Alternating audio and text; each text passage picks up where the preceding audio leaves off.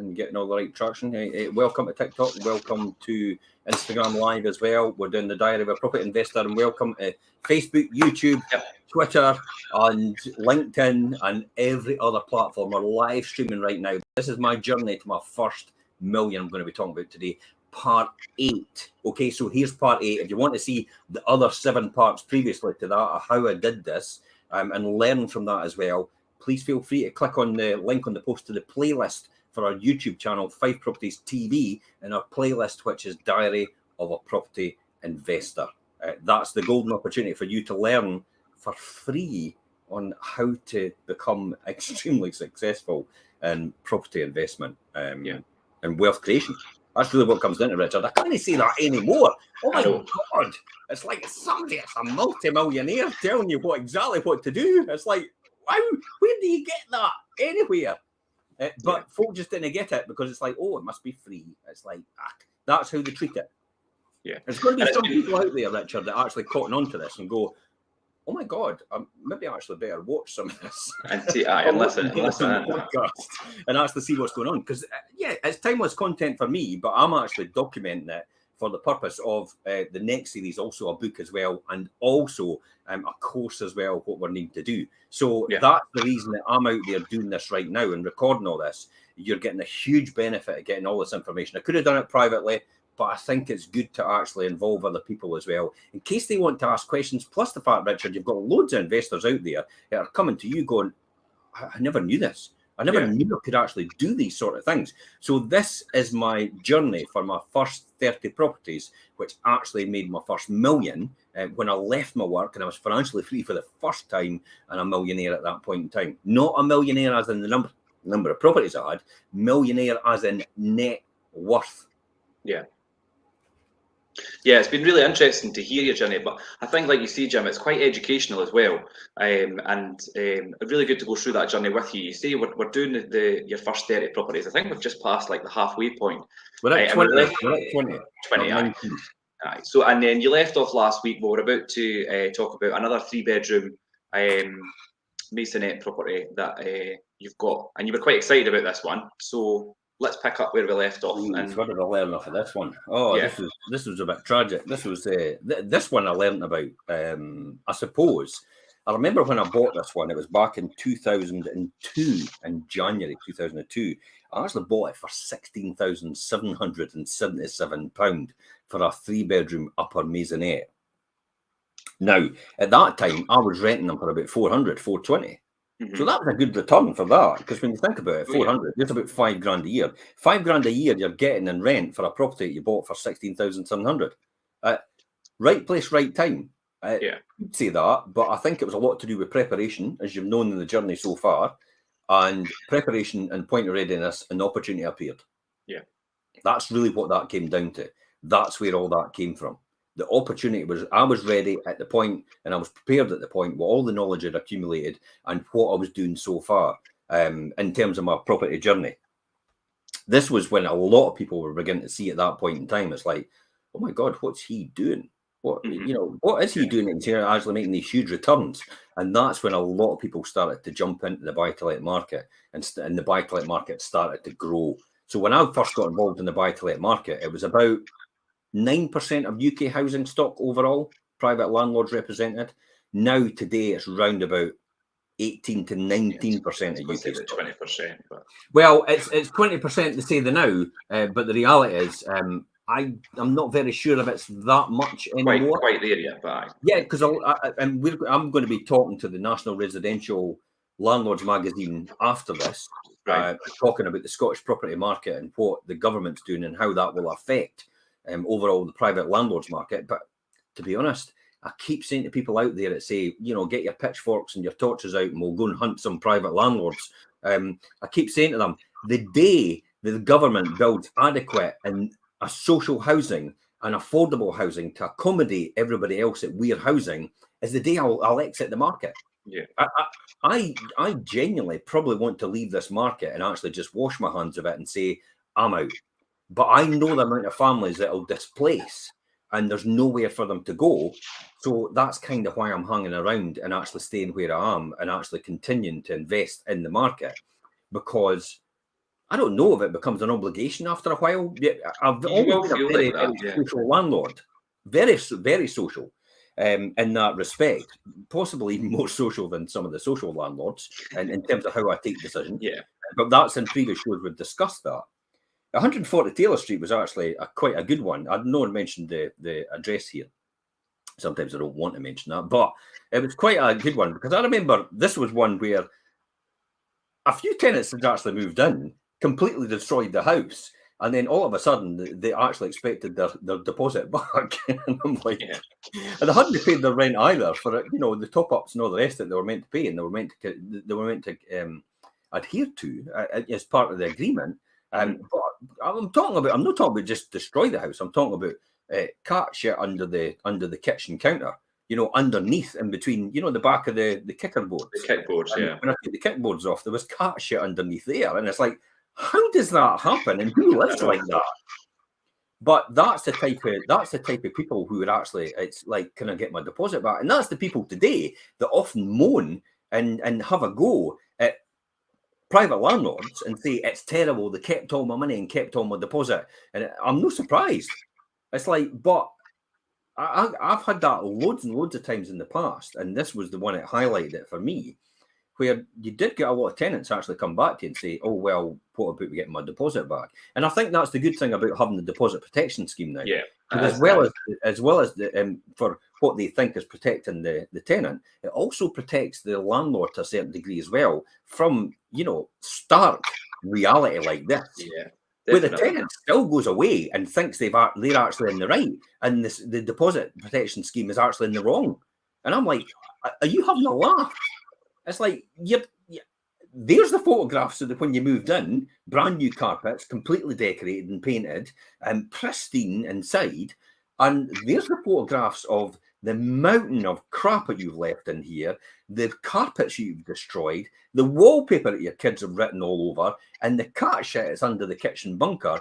And you're asking me for your deposit back. Yeah. There'll be a lot of people, new landlords and investors and new agents and things as well, that will come from they've obviously started in a time where the deposit scheme's always been in place. But I remember for a few years, and Jim, you'll obviously remember when there wasn't a deposit scheme, and it wasn't the easiest thing to try and execute a deposit return and release. And so the deposit scheme is definitely a definite plus in that area.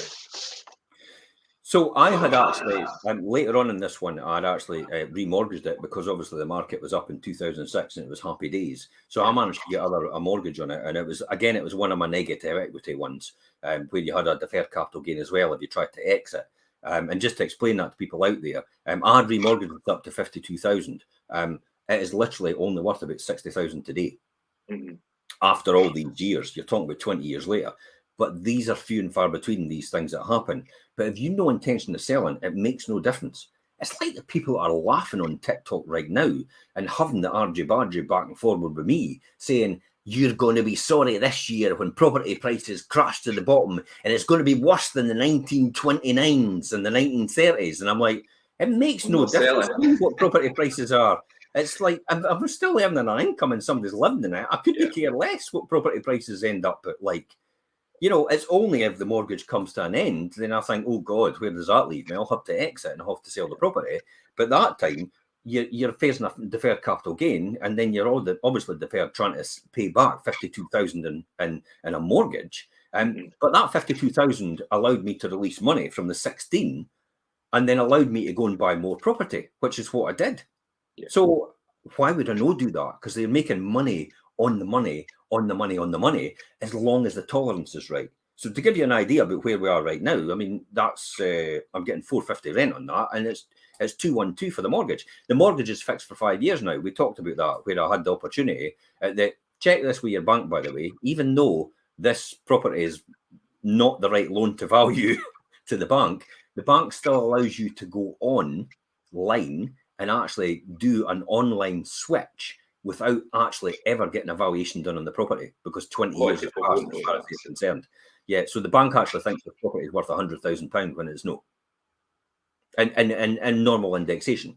But they're no bothered. It's a small thing in the context of thing. Plus the fact it keeps somebody in the property and it keeps them looked after. So that's why I continue to do it. So there's the lessons I've learned out of that one, and the fact that that's what it's taught me. But we've done ongoing repairs and improvements over the years in these properties, and we're still doing that today. Yeah. So that tolerance, that degree of tolerance of money in to money out, and you notice I'm not really bothered about the overheads. I'm only bothered about the direct cost, and the direct cost to me is the finance. Mm-hmm. If there's enough money after the finance is paid, because that's the only person that you should be as important as the mortgage lender, because they're the only person that could do anything about it, then everything else can follow later on. You've got to understand that. If, in the worst case scenario we talk about, you really should have your property managed, by the way, by a letting agent. I'm not caring where you are and where you are in the country. And if you think you should do it yourself, I can prove every other time, any time I can prove why you should not manage the property yourself. Yeah, I've just been in one this morning, and it's a prime example. Yeah, no agent in place, and it's anyway. Every single time I can prove beyond a shadow of a doubt why you should never manage your own property. Every single time. You're losing thousands because you manage your own property. Just let me say that again. You're losing thousands because you manage your own properties. You do, and it's like, what? Well, wait a minute. What do you mean, Jim? That's going to cost me thousands to get it managed. Well, it's less than the price of a cup of coffee every single day to have it managed. And you've not got any heartache anymore. And the time you've just released, you can actually go and make more money with the time that you've got. Why would you try to save £2 a day almost in your management fee? Because that's effectively what it is. If that £2 a day can release your time, and you could earn, even if it was an hour a day, you could earn maybe £20 an hour. If you could earn £20 an hour, why are you trying to save £2? Yeah, and the amount of your own time that you use to try and keep up with compliance and everything, it's not worth it. I call it broke mentality. Yeah.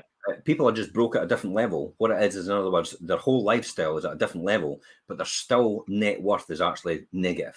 They're broke. They're stony broke. I don't care if they've got $1 million coming in every year. If you've got 1.2 million going out, you're broke, even though you're earning $1 million. Broke at a different level. Yeah. Once you understand that concept, you'll realize where that is actually, the penny will drop and you'll realize where you are. So that's probably the valuable lesson that property taught me at that time. There's loads and loads of others. I remember a guy as well, Alan. I remember actually with Alan, I'd actually got Alan a job because I'd managed to get him a job somewhere because he was really desperate for work. And I went, no bother, I'll see if I can set something up here. Just because I was in the industry at that time and I was one of the managers. So I got him a job, no bother. But it then transpired because of his situation. It was potentially, he had to pay money to his ex-wife and the kids and all the rest of it. It ended up the case that he was actually better off not working. And it wasn't for the fact that he wasn't wanting to pay any money to his children, but by the time he did all that and the amount they got cut back, they were worse off as well with him working. So he was worse off of working, they were worse off of working. So it actually came to the conclusion. So that was a lesson it taught me about how the system works and how the benefit system works. I see that. And it doesn't reward people that are on the marginal cuff, on the cusp of the marginal difference. So for every pound they earn, they're actually earning less in their hand than they would actually be on benefits. So unless they can get to a huge jump in terms of their earning power, it doesn't pay them to work. The system still does that today. Yeah. It doesn't pay people to work. It's absolutely crazy. So that's probably the lesson I've learned out of this one. The next one was actually quite interesting. This is when I started to buy for a lot more. Because it had come to, now see there's a difference here. That was January 2002 that I bought that property. And my next property I actually bought in July 2004. So I bought the next property in July 2004. And it's because I had stopped looking, because what had happened was the market was starting to recover, repossessions were starting to disappear, therefore there was no opportunities appearing anymore. So I just sat on my hands for a while. Now, see, it's okay to sit and just wait for things to, not wait for it to happen, but see the opportunities. Be prepared. I see so many people out there today, so many investors out there today. It's like, I've got 100,000, I've got to invest it. And it's like, what are you going to invest it in? Oh, I'll just buy the first, always buy the first property that appears. And it's like, the numbers don't make sense. So just hold off and wait for the right one to come along. And they look at me like I've got two heads. It's like, but surely I would want to invest it straight away to make money straight away. Well, the numbers don't make sense. If anything goes wrong, you're going to be left out in a limb. Yeah. You're going to be left high and dry. Warren Buffett talks about all the time. If the tide goes out, you better make sure you're not swimming naked. Mm-hmm. And that means exposed to the market, exposed to the interest rates fluctuations, exposed to voids, exposed to rental differences, whether it goes up or down. Now, the rental values actually over the years from 2004 to about 2012 actually started to go down. And I wasn't exposed to that because I was made sure that I covered myself for that. So this is where the Scottish Government talks about. It's like, oh, all these rents have gone up astronomically since 2012. You're absolutely right, because they dropped like a stone from 2004 to 2012. And if you take that into account, overall, the rental values haven't really gone up that much overall anyway over the years. From 2004, from 20 years ago, because 20 years ago, we were getting about £400 to £450 for a two-bedroom flat. What we're getting for a two-bedroom flat today, Richard? Round about the same, maybe 475 if it's nice. And yet the Scottish Government's out there castigating landlords, saying they're getting super high and super rich rents all the time. No, we're not. You're only showing the ones that you want to show to justify your story. Because there is certain ones, obviously, that are, but I mean, generally, we're no much more than that now. Yeah, absolutely. So this was actually the first leap of faith. Now, what had started to happen out of this was I'd started to get people coming to me now, actually approaching me because they knew I was buying, and they were starting to approach me. And this person actually approached me. She had a pristine property, a two-bedroom ground floor flat. It had a brand new kitchen. It was completely decorated and carpeted. It was immaculate inside, and she just wanted to move to somewhere else. She was ready to move, and she just approached me and says, look, I'm kind of selling my property. Is it something you'd want to buy? I just want to do a private deal. It's easy for me to do it. I know you're a good buyer because you've got a track record. And we agreed a price, £30,822. But at that time, £30,822, I was getting £450 a month. Mm-hmm. So why was I going to complain about that? Because it was still a really good return. And you wouldn't have the work to put in to turn it around either. Aye, for a 30 grand property.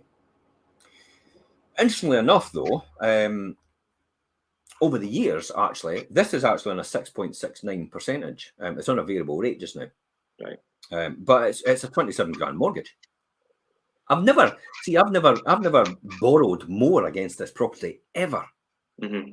See how that is? That's almost 20 years have passed, and I've still got the same mortgage, and I've not actually borrowed against it all these years because the tolerance of the extra lending against the money I'm bringing in, against the money it's costing to run it, doesn't make sense. Therefore, I will not borrow against it. That is far too risky for me. Yeah. I will not take these risks. I will take calculated risks. I will take risks that I know it is very unlikely for the worst case scenario to happen. But the worst case scenario to happen with this one would be disaster, which would mean everybody else would come with us. This goes back to my theory of if you're running with everyone else and someone's running after you to catch you, could be the bank, because obviously the lending's no right and they've got to call their loans in, make damn sure you're running faster than everyone else. Yeah. And that's the scenario, because they'll get caught first. And this is why I hedge myself, because I think to myself, if I hedge myself on a tolerance right now and actually plan myself from my interest rate levels right, if interest rates go up another 5%, all the homeowners are going before me. Yeah. That'll make my market even better, by the way, because they'll need to rent. Yeah, they would, yeah. So I'll be even better off because they'll need to rent. And I'll have full occupancy then if that's the case. But everybody else will go before me. And if everybody else goes before me, you know what the government's going to do? They're going to step in. Yeah. They're going to step in. And if they don't step in, hey, We're all going to hell in a handbasket. Yeah, we're all going together. Yeah. Aye, it's like why would I? Oh, I'm wanting it. Oh, I'm wanting a consumer. I sat and talked about Elaine last night. I actually briefly mentioned, and I says, if we lost everything tomorrow, we've still got our pensions, we've still got our house. None of them's encumbered or tied into anything. We've still got our place in Spain, if we're fully paid off. That's no tied into anything either. So we're pretty well off, even though you would still live quite comfortably. Yeah. Well, live comfortably. Holy shit. Comfortable is an understatement. It's like, my God, if I lost everything tomorrow in terms of the properties, it wouldn't make a damn bit of difference. If I lost my job, I'd still be better off than 95% of the population. But that's all down to obviously your planning and things and how you've set that out over the years to put you in that position, so that if the worst happens, you're still fine and you still got.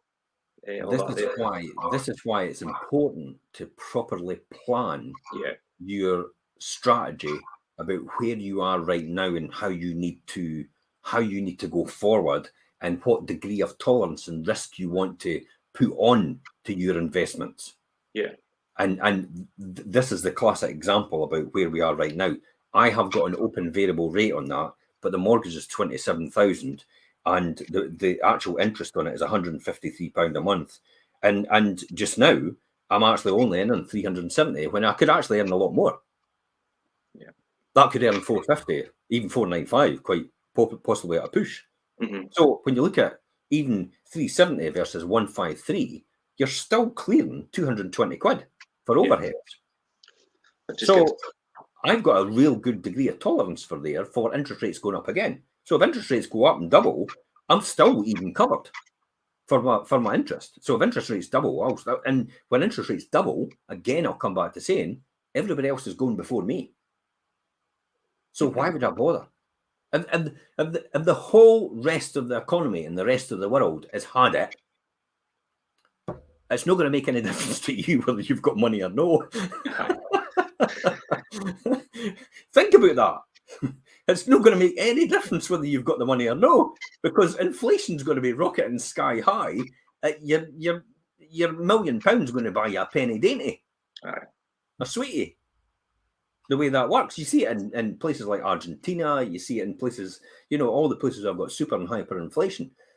You see that all the time, where they're walking about with barrel loads of money. That was the whole thing, but just to pay a bill, just to pay what would we consider maybe a £50 bill, and they've got a barrel load of money to pay it because their currency's been undermined that much, and it's been eroded and deflated that much. This is why it's important to actually get inflation under control. Yeah. Because the way the world works, I mean, if the world worked in a different way, it wouldn't matter about inflation, because inflation would be completely irrelevant, and we would all be in a utopian society where we didn't need to want for anything. But unfortunately, the majority of people in power don't want that to happen ever. No. That's why when Elon Musk came out with it and said in front of the Arabs, a conference in the Arab nations, and he came out with that and says we could have a utopian society where everybody could be paid the same amount of money and we could all live happily together. They all just went, sorry? Maybe don't want that. That means we've got to give something away here. They'll never let that happen. No. We're too far gone down the road. It'll take a catastrophic event for anything like that ever to happen. So that's in 2004. So I did wait 2 years before I started buying again. But this is because I started advertising. This is where I started to get a bit of education. It was actually a Russ Whitney seminar I went to in Edinburgh. It was Ian, my friend that took me to it. We were talking about property investment at the time or something like that. And Ian said, there's a seminar, some American organizations running a seminar in assembly rooms and in Edinburgh. Maybe go along. It's not going to cost anything. So I went along, and it's a typical upsell, to get you on another course. They were selling courses at £3,000 at that time. So when you think about it, that's 20 years ago, and yet they're selling courses at £3,000 now. So that was a huge amount of money. That's a lot of money. Yeah. So this is where it benefited me, because it was all about networking, and it was also about just learning wee snippets of information. This is where I got the expression of Jim, you'll turn up to the opening of an envelope if it'll further your business. And I would say that you're goddamn right. I would turn up to the opening of an envelope if it'll further my business. So it was going to benefit you, yeah. Yeah, absolutely. And the thing that I learned out of that was, it was one wee snippet before I walked out the door. They said from the stage, if you're looking to source more property, just put a lineage ad in the paper about houses and flats for cash. That's it. And your telephone number. Houses and flats for cash, telephone number. That's it.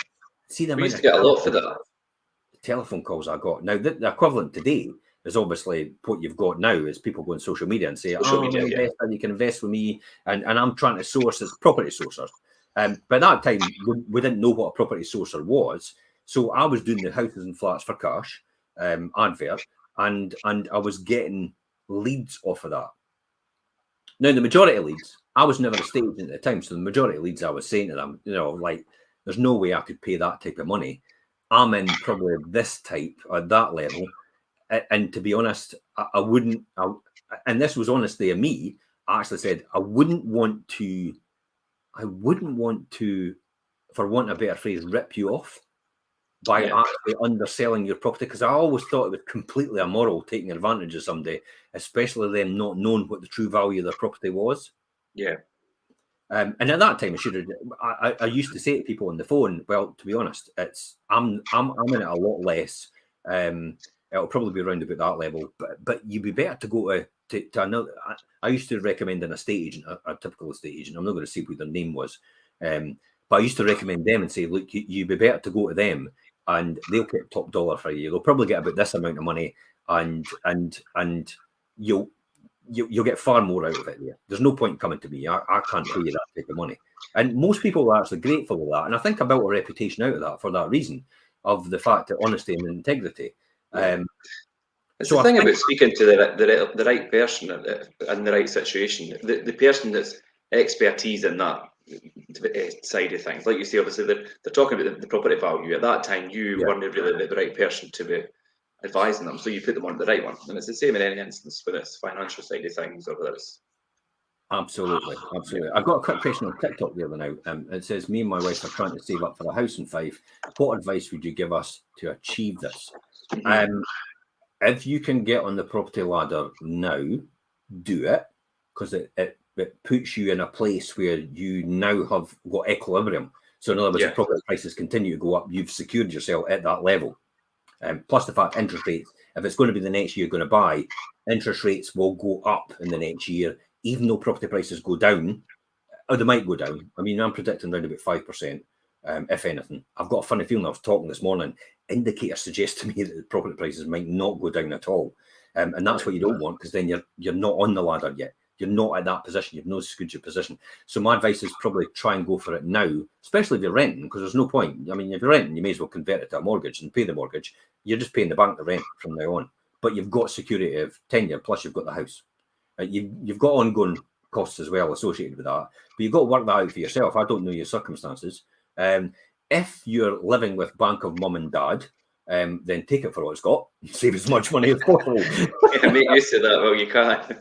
It's like I say to my boys, whatever you do is never move out of this house until you have to, and save as much money and invest as much money as you can, because when you get your property for the first time, it'll be a constant drain on you for the rest of your life. Home ownership will be a constant drain on you for the rest of your life, by the way. Yeah, it's a continual expense. You've got to pay. I mean, my boys are a lot older now, and they've got money because of that. But I had home ownership at 21 years old, and I tell you what, it was the mortgage, it was the having to live within your means, it was the council tax or the rates at that time, it was the repair bills, it was the cleaning, it was the heating, it was everything that went with it. And so it's not just a mortgage; it's everything associated with it. It wipes out your income straight away. It's the biggest thing that you'll do, more than likely. So be vigilant, but work out the numbers for yourself to make sure it makes sense for you. So that's all I can say. If you want a bit further advice, contact our office direct if you're local to Fife. Also, Jim, Also, Jim, if you say to them, if they're looking for money saving tips and things, we done the wealth creation show on how to obviously cut back and discipline yourself on spending and things. Yeah, we did on the wealth creation show on the playlist here. You've got a cost of living crisis, how to survive the cost of living crisis, how to save an absolute fortune, probably about £1,500 a month in savings overall that you can make every single month. So you'll get something out of that probably on the wealth creation show, how to survive the cost of living crisis. So that's my advice I can give to you there. So that was there in 2004, and then the next one was again a phone call. This was a phone call. This was a 1-bedroom lower flat. 1 bed lower. Now they actually phoned me on the back of that and said, houses and flats for cash, 1-bedroom flat. It says, what are you looking for? And they says, well, probably looking for about 15,000. And I went, okay, 1-bedroom flat. I'll probably get about 320 for that. 15,000, yeah, that sounds about right for me. So I went round and I did, I went to see them. And this was a weird one because it's like I went round and I'm in at that level. And then when we're going round, they're saying, oh, well, the heating's not that great. I'll knock off £1,000 for you. What? Okay. And I think at one point I says, well, you didn't need to do that. And he says, but I feel really embarrassed. I'm just going to give you it for a bit less. And I think I ended up purchasing it for 14,500. So I got £1,000 off. Now, interestingly enough, actually, I did do a major upgrade on this because it needed rewired. It needed a new heating system in. All the walls were all the old Artex. And this is never coming off. You're never going to get this off. So I just sheeted every single room. I just sheeted all the room. Now the living room was quite tiny, and you know that yourself for this one. Yeah. But it's fine because it's only a 1-bedroom. And I put a new kitchen in, rewired, new heating system, and it cost me about 10 grand to do that at that time, which is a lot of money. So all in, this was about 26,000. I got a mortgage at the time because I remortgaged at 31,000. So I remortgaged at 31 because I had a higher rate. But I got a lifetime tracker plus 1.49. This is the start of the lifetime trackers. And I've still got a lot of them today. Lifetime trackers, base plus 1.49. This was the Northern Rock throwing money against the wall, trying to lend to everybody it moved and giving off huge deals. Lifetime trackers at base plus 0.99, 1.49. And I couldn't look gift horse in the mouth. I've still got that lifetime tracker today. So literally, again, I've not remortgaged one of that property. So literally, it's 128 quid a month in interest only, and you get 360 for it. So again, a huge tods. But you see, long-term tenant in there as well. But you see, at that time, I have. At that time, I was probably renting for 320, and I'm getting 360, and you're talking about 20 years later. So at what point has it gone up astronomically over the years? It hasn't. No, at all. It's a complete fabricated lie that the Scottish Government's telling us. Most properties haven't gone up that huge amount of value. They're just using the bigger properties to actually justify their story. So lifetime tracker, kept it on, and that's the thing I learned out of that. If you just keep quiet when you're going round, people will give you money off. That's a really good one for house negotiation as well. When you're going to buy a house, let them talk. Yeah. Let them do all the talking. Keep your mouth shut when you're walking around. Obviously, do the things that you want to do, like, what about this and what about that. But if you have so many questions about stuff, they then begin to apologise for what they've got, and then they then actually put the value down in their own head when you're negotiating. So that's a really good point to emphasise about negotiation, how you could do that when you're walking around. So this started to teach me about negotiation, how you do it. Interestingly enough, in between as well, one of my friends approached me to sell his flat in the houses and flats for cash. I realised it was them, and they wanted to sell me it, and it was above a shop in Methil Haven, so Methil Hill. So above a shop in Methil Hill.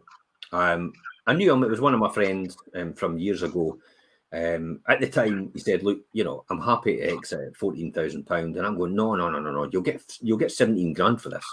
No, I'll give it to you for 14. And I'm like, I am not buying it for 14. Go to an estate agent, put it on the market, and sell it. I am not going to buy it for 14. They went to an estate agent and sold it for £17,500. Yeah. Do you think that guy respects me today? Yeah, of course. Absolutely. Absolutely. Do you see what I mean about you better be morally on the right compass here? You better have the right moral compass when you do things like this, because all these things will come back to haunt you if you don't. That's why it's so important when you're doing the long game. This is the other lesson I learned from this. That's why it's so important when you're doing the long game that you actually be morally correct and your moral compass is right, because it'll come back to haunt you later on and you'll be left with nothing because no one will want to do business with you. Yeah, I was just going to say, because if you're in it for the long game and you do people wrong along your journey, further down the line, it's going to come back around, and words travels fast, and you don't want to have a bad reputation of being that person, because you will lose business and you'll lose credibility for it as well. Yeah, absolutely. I would say that definitely. It is your credibility. You know, the one thing I've learned over the years, and this is a real good one for everybody to take note of, your honor and integrity is the only thing that you can give away yourself. Mm-hmm. And if you maintain your honor and your integrity over the years, you've always got that. No one can touch that. No one can take that away from you. You could only do it yourself. And it's kind of like, I know I'm a bit geeky when I talk about this. I talk about the Klingons, and you know, the Klingons, you know, have their honor and integrity, and that's how they live. And then you have the Vulcans, who are logical. Roddenberry was a genius when he came to this. And then you had the humans, and then you also had all the different ones that represented all different. You had the Ferengis, which were always greedy and they always wanted money, and they always wanted to do business, and always wanted to trade, and always wanted. So you know how he did that, and he built all these types of different profiles into the culture, into the show, yeah. That's the kind of thing I think. You know, be like a Klingon.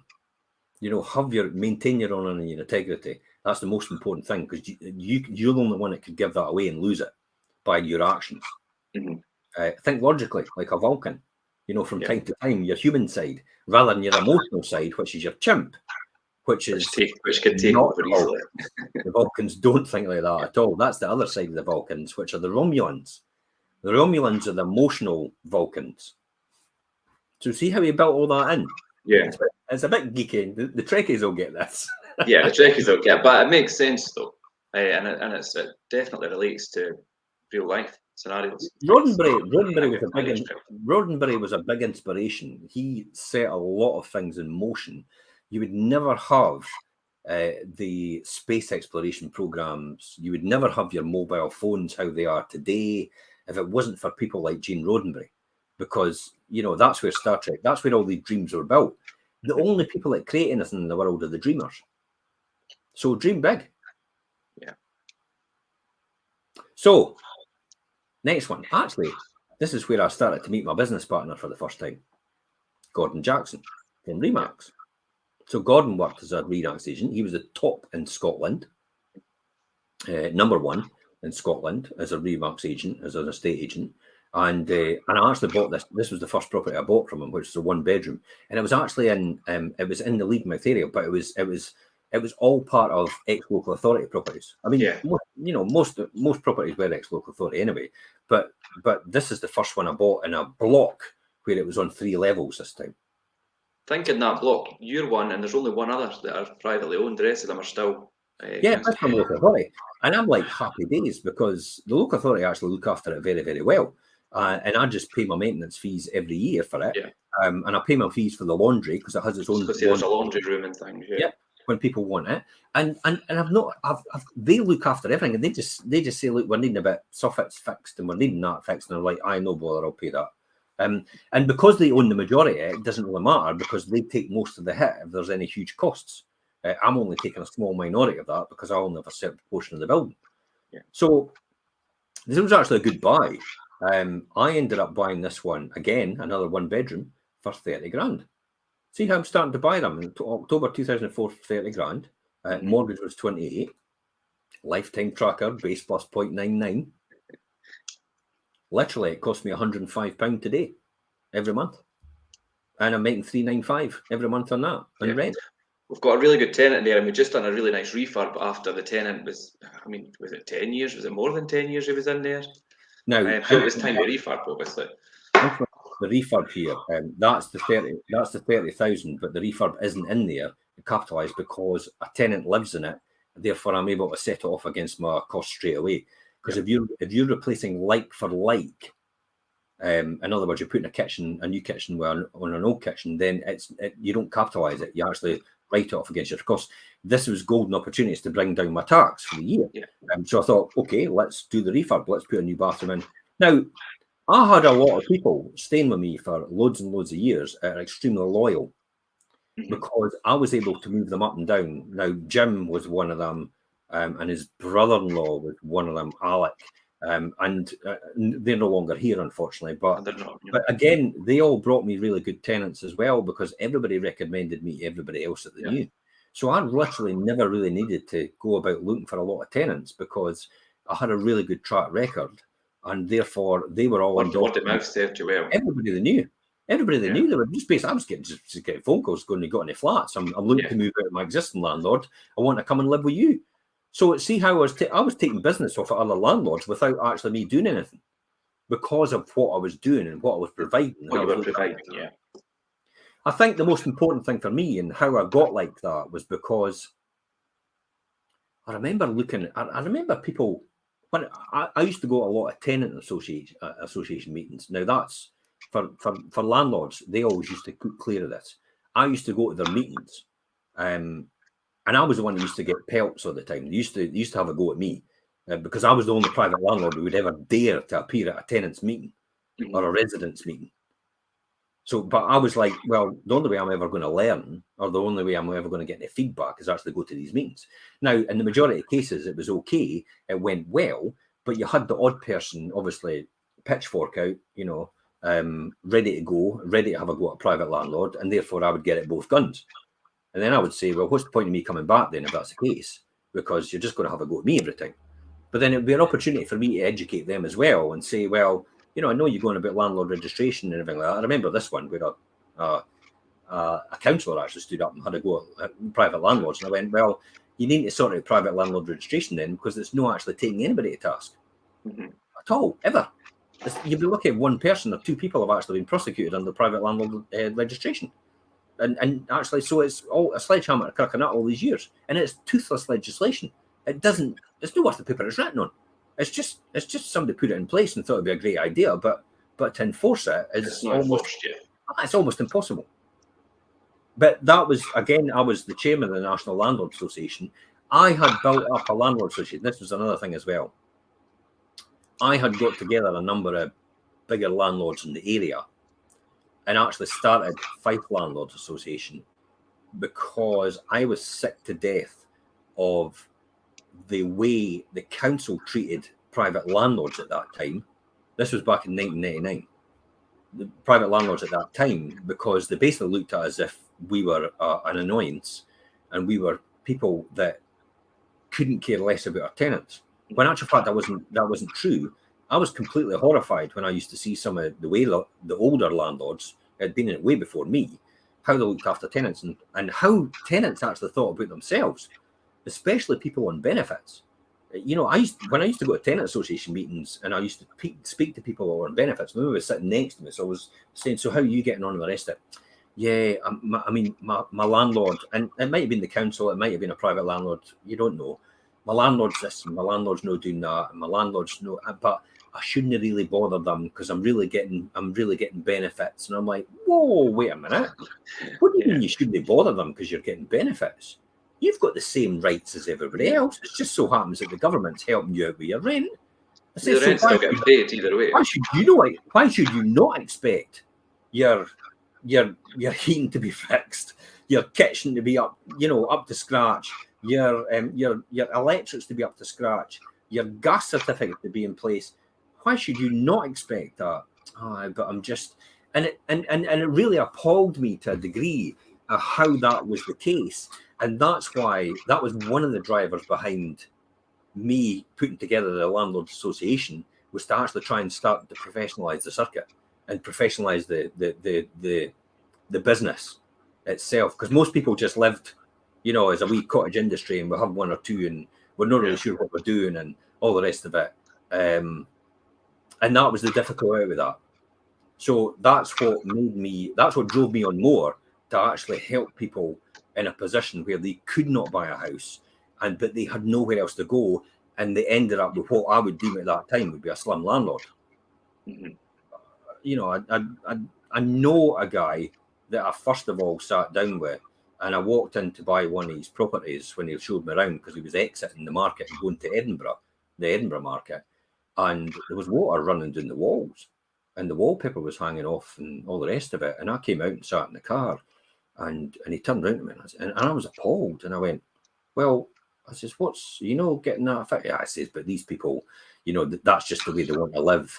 And the you know, and he did use the word scum, and I'm like, you know, I laugh. And thank God that guy isn't in the market now. But I was appalled when I heard things like that. And that was another reason why I started the Landlord Association. So, safety in numbers, a universal voice for landlords in Fife. So we could have one source which could communicate with the council and get things done. And that's when it started to all increase. The council started to have a universal voice from the landlords. They started to engage with us. Fife Council was one of the most prolific landlords in the whole of Britain. They were one of the most prolific landlord engagers in the whole of Britain. They were pioneers for a lot of things. Private sector leasing, where you leased houses off the private market for the landlords for Fife Council. Yeah, that was us that did that. And then it rolled out to Edinburgh, and then it rolled out to the rest of Scotland, and it rolled out to the rest of the UK. Charter mark landlord, where landlords were approved. Actually, private landlords were approved by the local authority. That was us that did that. That was Fife Council that blazed that trail. Charter mark landlords, where landlords were actually given a charter mark and approval. I was the first one. I was also the first letting agent by the council, way before landlord registration, way before accreditation, way before anything like that. And this was in the early 2000s, because we helped put that together with them. We helped put all that together as part of our organisation, and then that was used as a template by all the other local authorities as well to put it out right out throughout Scotland and the local authorities. So this is all the things that I learned over the years. See how engaged. Now, at this point in time, Richard, I'm sitting with about 20, 25 properties. I am still working full-time in industry, by the way. Yeah. I'm still working full-time. And in 2004, I was a financial controller, but I was instrumental in helping run a company, a manufacturing company, as one of their frontline managers, like the decision makers, just almost like director level. And I was helping to run that company at the same time, as well as having to self-manage 25 properties myself. I bet that took its toll. Well, it did, and you know that story, and I'll talk about that later on in this journey, not in this, but in the next episode. Yeah, as we move. Wait to hear the next one. How I made $1 million and how I lost it all, and that'll be a great story. But your failures, you can learn just as much by your successes, I would say. Yeah. So that was that one. Base plus 0.99, and again, the next one for me, October 2004, was a 3-bedroom semi-detached house. 3-bedroom semi-detached, yeah. Yeah. Now, I'll be honest, at this point in time, it wasn't going well with my relationship with my wife. And lo and behold, that's why this property was actually bought originally. We went to see this with a prospect of me moving to it. And luckily, I managed to sort things out. This was all driven by me, remember. I'm climbing the walls at this point in time. I am excessively drinking because your stress levels are way up here, and people use drink as a mechanism in order to relieve stress. But listen, it just makes it worse. And I've got to work 160 hours a week. I'm on a hamster wheel. And I'm not able to get off. There's no light at the end of the tunnel. And when you've got that sort of prospect, that's when the dark thoughts start to come in. But I kept going. because I thought I need to do this. I have to do this. It's all or nothing. I was literally prepared to kill myself to get this, and nearly did. So this is why I bought this house. We bought this for 100,000, and it was a private sale actually. It was a private sale at the time, and luckily enough, it all worked out right. So then we ended up getting a buy-to-let mortgage on it, and it was at 67,000. So there's a huge amount of equity built up in this, which is about £30,000. But again, I got it on a tracker, base plus 0.149. And literally, at one point in time, I was paying £69 a month for that 3-bedroom semi-detached house. And I was earning £750 a month in rent. I was going to say, because just so everybody's aware, it's in quite a popular residential area. It's one of the sought after areas ever, I would say. One of the most popular areas in Leaving, in the Leaving area. And everybody wants it. And as soon as, well, we've just put one on in that area right now. I noticed that, yeah. And it's like, oh my God, 10,000 views later and about 20, maybe 40 inquiries later. And that property is very, very popular. So there's a very, very popular area. Subsequently, the price recovered. I saw an opportunity in 2017, actually, just recently. It was never in my portfolio, but it never really appreciated back to the 100,000 till a lot of years later. And I was able to sell it in 2017 for 135,000. Because I thought it was 130, but yeah, 135. Yeah, and for me personally, that released the 35, and then it released the 25 as well. I never really wanted to let go of the tracker because it was so advantageous. You know, especially for that property and things. That's good. And I didn't want to. That was my first venture into the Dunfermline building site. It gave me that rate. Yeah. And I remember the Dunfermline building site. We had a challenge with that house for one thing. I do remember at one point, apparently we had to solemn the whole floor underneath. Actually put concrete down and a membrane down as well in order to protect the water from coming up from beneath. Yeah. We had to revamp the whole kitchen. But when we started to do that, that's when I looked at the opportunity of actually selling it. I didn't see the point of keeping a hold of it because there was so much money tied up in here. I could have done something else better with it. And I did do something else better with it. I actually gave the money to my daughter when I sold it to actually get her first house. Yeah. So we gifted it to her as for that reason. Obviously, we paid capital gains in it. I lost a huge amount of capital gains, by the way, over the years because indexation was now changed to normal mainstream 18% or 28%. So my 60% allowance that I was going to get in capital gains allowances on indexation was completely removed. Round about 2010, I think it was. They just took them all away. So you never actually got that anymore. But it still made sense to do it and release the money because it was for better things and it was for my daughter to get on the property ladder and get her first property. Listen, there's people moaning out there they can't get a property as a first-time buyer. Well, that's because you're trying to live in a house. It took your parents 40 years to get. Yeah. And that's what the expectation is of some of the younger generation. And that should not be your expectation. Your expectation would be to start somewhere and it's actually get yourself a 1 or a 2-bedroom flat.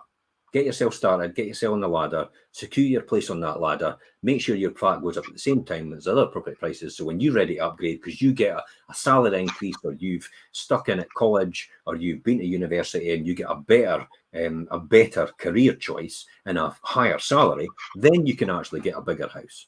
There's too many people out there castigating and saying it's not fair, it's not fair, it's not fair. But when you look at your own circumstances, have you been to college? Have you been to university? Have you passed all your exams? Did you stick in at school? And the answer to most people's answer to that is no, they didn't do anything. They did jack shit. But they still have the expectation. It's about managing their own.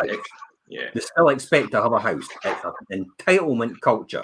I've done jack shit all my life, but I want a house and I'm entitled to a house. Well, newsflash, the world does not work like that.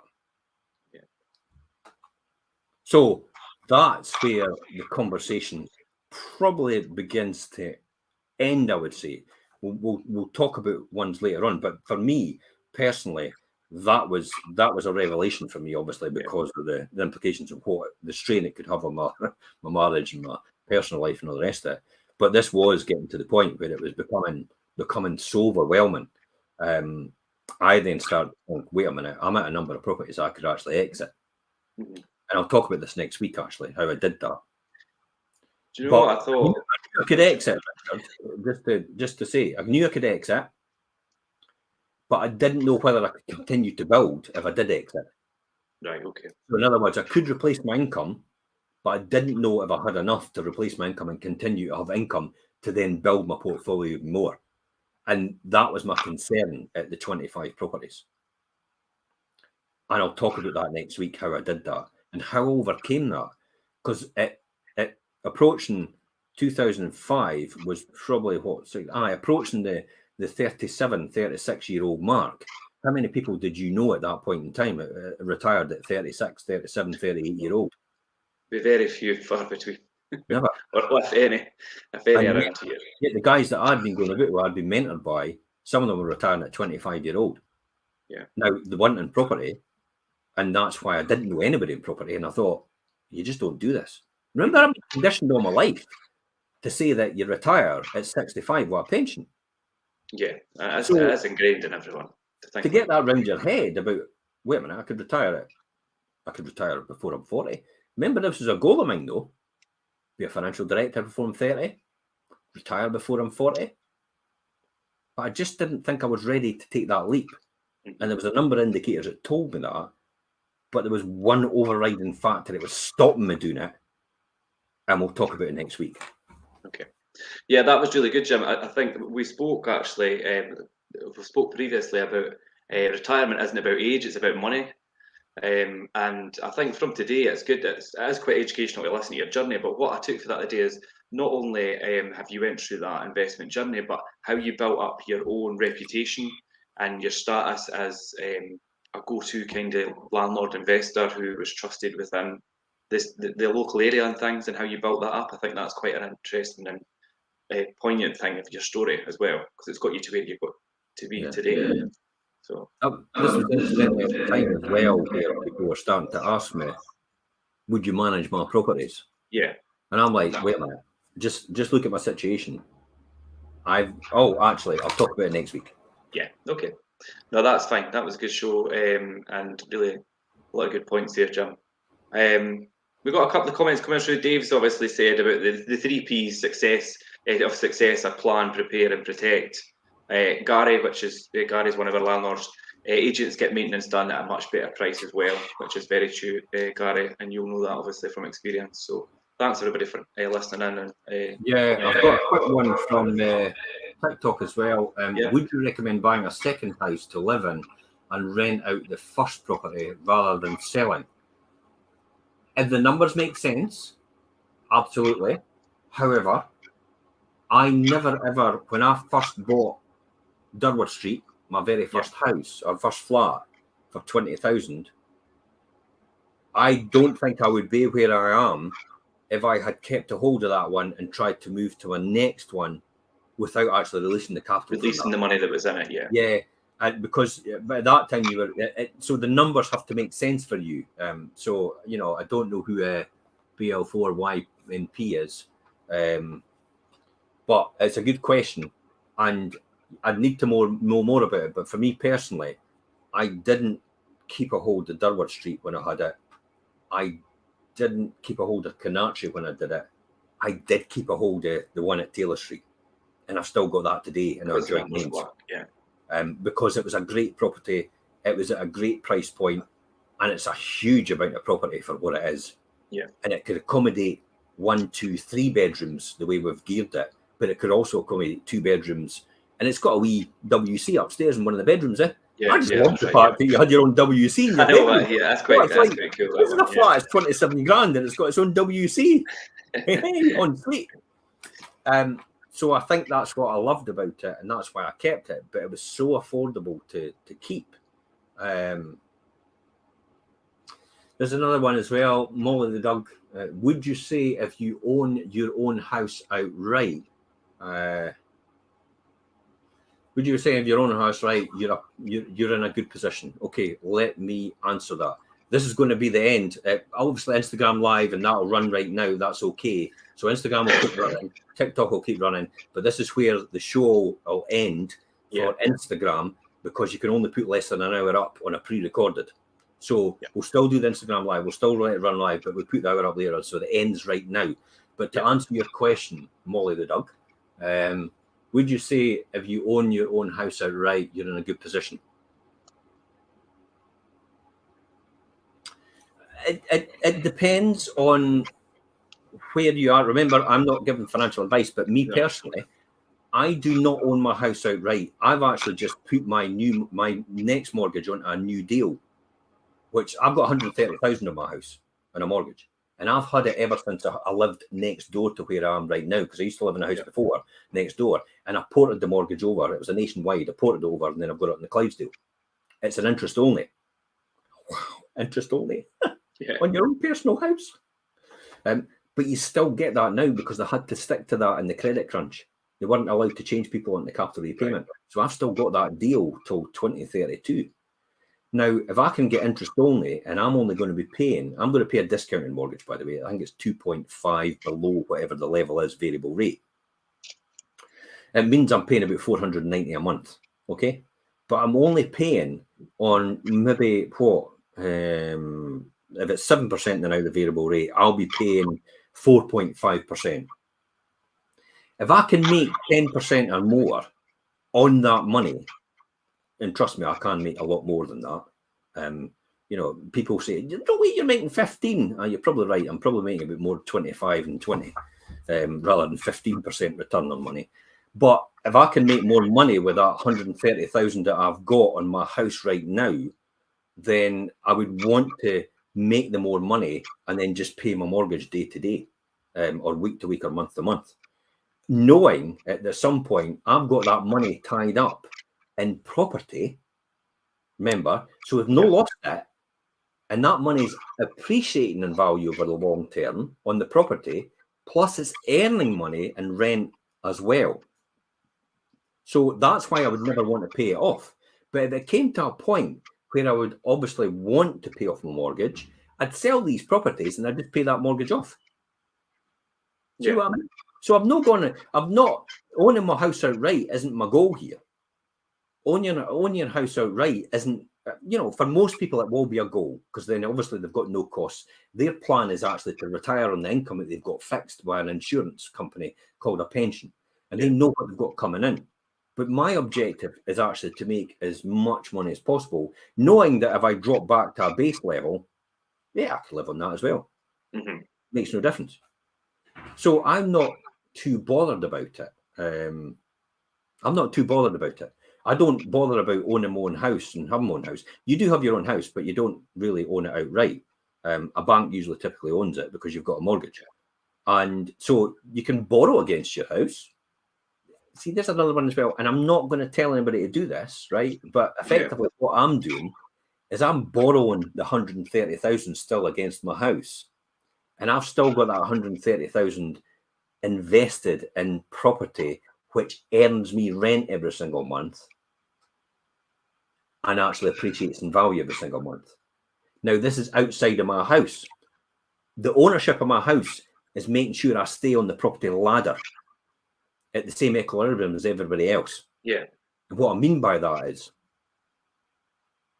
let me think about it and say this right. If property prices went up 10% next year, my house will go up 10%. And the house I'm going to buy is going to go up 10%. If property prices drop 10%, my house will go down to 10%, and the property I'm going to buy is going to go down 10%. If I don't have a house, I'm left open. I'm left exposed to that. Now, I might benefit from the downturn if I don't own, but if it goes up, I'll certainly not benefit. You're going to lose that benefit. And history has always told us property goes up over the medium to long term every single time. You show me a case over the medium to long term where property has never gone up, and I'll call you a bullshitter, because it has never been the case. If you look at the numbers since 1984, I've got numbers since 1950s, and the whole of Britain, every single county, what the average price was in every single county from the 1950s. Every single month, and how that price is a huge spreadsheet that I managed to find on the Register of Scotland, or the registers of National Registers, and I was able to download it, and it's got all the information. So I'm able to track where it all was, and actually I don't go geeky and get a big graphic and say, oh, and Torquay, it was so and so and all the rest of it. That's just daft. I just look at it to see the trends where I am right now, and then I compare that to then where we are in terms of the UK economy. So I'll just get another couple of questions here. See if we've got here. Would you save your own house? Right, and yeah, speak to a property boss, mate. Plenty of advice. No, okay. All right, we've got people saying don't want to be doing that. Stay broke. Yeah. Stay in poverty. Tell you what, money won't buy you happiness. And you tried it lately. I could say that to everybody. You tried it lately. I tell you what, because it goes a long way. If you've ever got a problem, try beating it to death with a bag of money. Sometimes it goes away. More often it does. You won't own anything if you have a mortgage when the government brings in the CBDC, mate. I think that's drugs you're talking about, pal. CBD. Woohoo! Stop. It's like coming to America where he says, "Look, son, look, Akeem, I'll give you some advice." When Akeem's all happy when he comes in and he's talking to the boss at McDowell's on Coming to America. This is Eddie Murphy, and he's talking all jovial and happy and positive. And Mr. McDowell goes, "Akeem, if I can give you some advice," he went, "Look, son, just stay off the drugs." Make sure you own your house right soon. All right, make sure you own your house right. It's house ownership is only a mechanism to make you feel safe and where you are right now.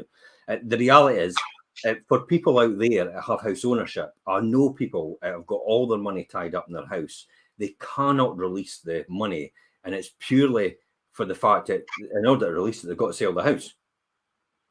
Yeah. And you've got all this money tied up, and you can't do anything with it, because it's all tied up. So you can't go on great holidays. I know, there's an old lady, and I remember this story, and she took me around. She says, "I've got nobody to leave my money to because I've got no family. I'm in this flat, and the flat's worth £70,000. It's all paid off, and I'm grieved and annoyed because I can't go anywhere, because then I would have to rent anyway. So I'd need that money for that. But I can't spend any of this money at all. It's all tied up. It's just going to go to the state. Yeah. Somebody else is going to get it, and I can't enjoy any of it." And these sort of stories stick in my mind. Hence, you know why my next move, I'm renting. Yeah. And all this money will be released and passed on to my children, outside of the potential exempt transfer for inheritance tax. Yeah. Of the 7 year. So I need to survive 7 years to do that. It'll be transferred to my children. And if I need money, they can give me money back. It's like you've got to have a really good trusting relationship. And this is where you make sure it's like you better make sure you've brought them up properly. Yeah. You've not been a total shit to them. Yeah. Because I'm going to give it to you big style now. And that's it. So let's talk about this next week. What stopped me retiring, and why would you manage my properties? Why would I manage my properties? You know, that's the things we're going to talk about next week. Okay, that's me. Thank you very much. That's great. Thanks for that. Appreciate that. Bye bye for now, folks. I can't answer. Actually,